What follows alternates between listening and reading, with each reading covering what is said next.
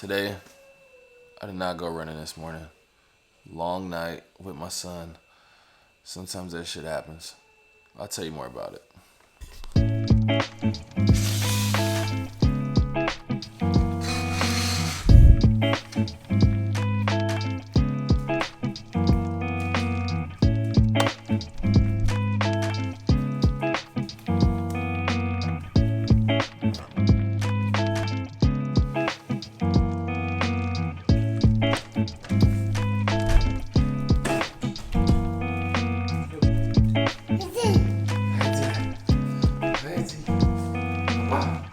Where you going?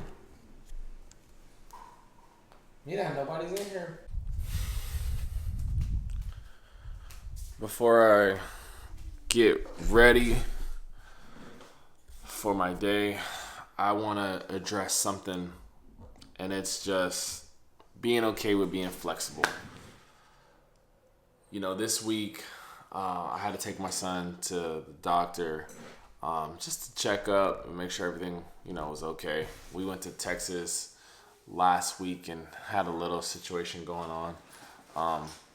But everything is fine, but that just threw my schedule routine off. And so, we've been sleeping with him at night just to make sure he's okay and everything. Last night it's like when I'm in there, he wants to play. And so from, almost from 3:30 up until 5:30, he just wants to play. He's kicking his legs and sticking his arm through his crib, all that stuff while I'm laying right beside him on the ground. And so, I just didn't get any sleep. What I'm reminding myself is that I have to be okay with being flexible. I can't be so rigid that I don't have any movement. And so today I didn't get my run in this morning. I love my runs in the morning. It's just the best time. The temperature feels good. There's not a lot of distractions. But it's just going to happen at another time this week. Either later today or tomorrow. Possibly tomorrow morning. I'd probably do it tomorrow morning. Get up a little bit earlier. And so just be flexible with yourself. Don't be so rigid. Don't be so tough. It doesn't have to be perfect. I see you looking at my hair. I know. I haven't really got up yet. Don't judge me, okay? I'm at about 2,200 calories. I got breakfast that my niece cooked for me. And she actually already measured out some of the stuff for me. And that's one of the benefits of just people supporting your goals, your family supporting your goals. And so I am blessed nonetheless. There's just so many studies of even dietitians tracking food and having a 10 to 15% error. And so if a dietitian, nutritionist can't be perfect to the T of tracking their food, imagine what a normal person will do. And typically we see anywhere between 20 to 30% of errors, misreporting, underreporting. And so my rule is when I'm tracking, I'm always overestimating everything that I eat. And I am using the weight scale for as many things as possible. Now, I'm not going to be so super tedious, counting my vegetables, counting 0-calorie things. And even, getting an eyeball on some things. And there's two ways to really track using the food scale that makes it so easy. First off, is you cook all the food that you want to eat. You cook whatever it is. Chicken, rice, potato, whatever, your vegetables. And then you put that plate on the scale. And then you tear it. And you zero out the weight of the scale. And then, if you're doing protein, you do your ounces of protein. You put it on the scale. You add it in your app. MyFitnessPal is what I end up using. And it's typically the easiest thing to use for the most part. And so you just put your allocated amount of ounces. So typically I do 6 ounces. So you get about, you put your 6 ounces, you add a little bit to the plate, you see where it's at, and you adjust to get to that 6. When it comes to your carbs, you put the scale in grams, make sure it's 0. You already got your protein on the plate. Now you put in your grams of carbs and you try to allocate getting close to a serving size. On every single item, there's a recommended serving size, and typically that's a good starting point. And so you then put your grams of carbs on there. Boom. Vegetables, you don't really have to track like that. But take a peek at it. see what it is, because most of the time it's so little in calories, it's not even going to make a difference. Most of the time it doesn't even equate to more than 40, 50 calories. And boom, easiest way. Now, the second way to do it is let's say you can't control like the plate already being made. The plate's already made. It is what it is. Put that plate on the scale, hit 0, get a big ass spoon or a fork. First, you put it to 0, put the scale in ounces, pick up the chicken or pick up the steak, whatever it is, see what the ounces are. Boom, is it around what you need? Adjust if it's not. If it is, put it back down as perfect. 0 the scale out again. Grab the grams of, oatmeal or rice or whatever it might be. Pick that up with a big ass spoon. Lift it up. Is it the grams that you need? Great. Put it down. If it's not, adjust. Vegetables, same approach. Keep it in grams. A lot of stuff can be measured so easily and quickly with those two simple ways of measuring.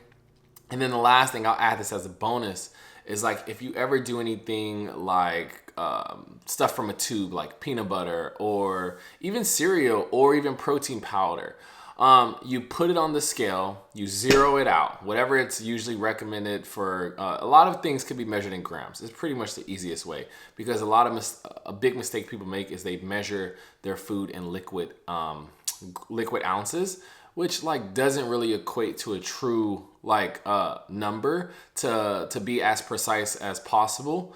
And so measuring grams, especially when it comes to your carbs and when it comes to a lot of things outside of liquid ounces are going to probably be like more your last resort. So when it comes to like that last bonus thing, this is what I want you to. This is an easy way to do it. You just put the item on the scale, you 0 it out, you make sure the units are in the proper spot, and then you just scoop out your desired amount. And that right there is a lifesaver, and it'll get you so accurate with your food, and you'll start seeing results quickly because of the accuracy.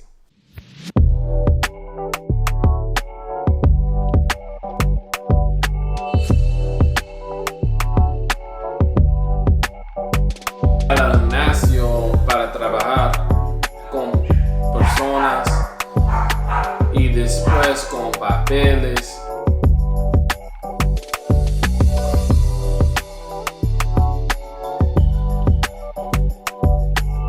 All right, it's 12:44. I just finished a lot of my admin work, got on a phone call, did my Spanish lesson, and I have a little bit of free time. Marcel's down. Kim's putting Marcel down to take a nap. And so I got about a good 30-minute block I can get a run in. So let's do it. Make it work, baby.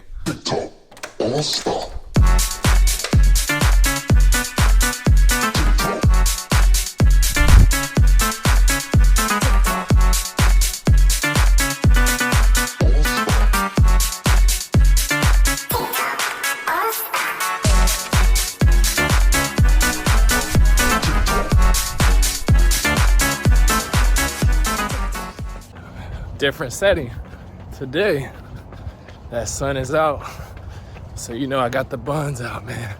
I didn't wear any shorts today. No, I'm just kidding.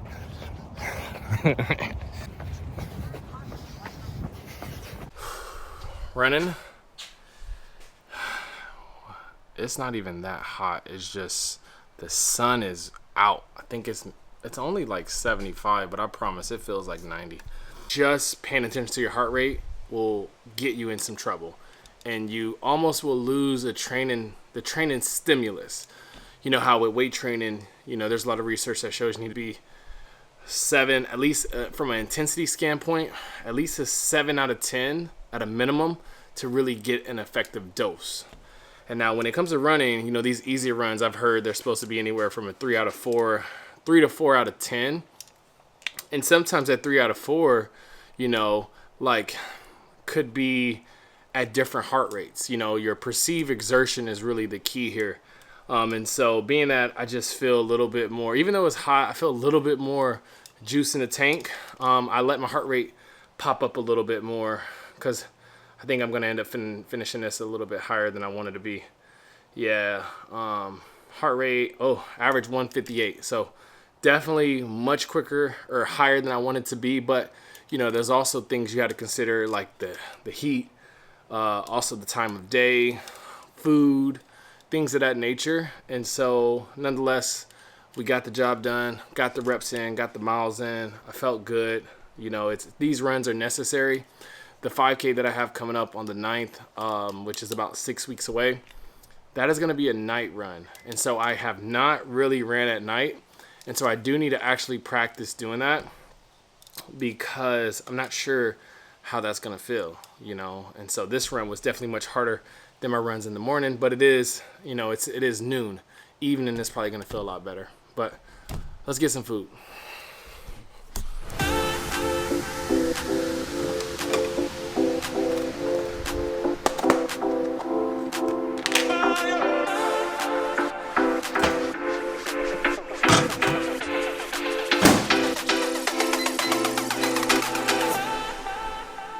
This about wraps up my day.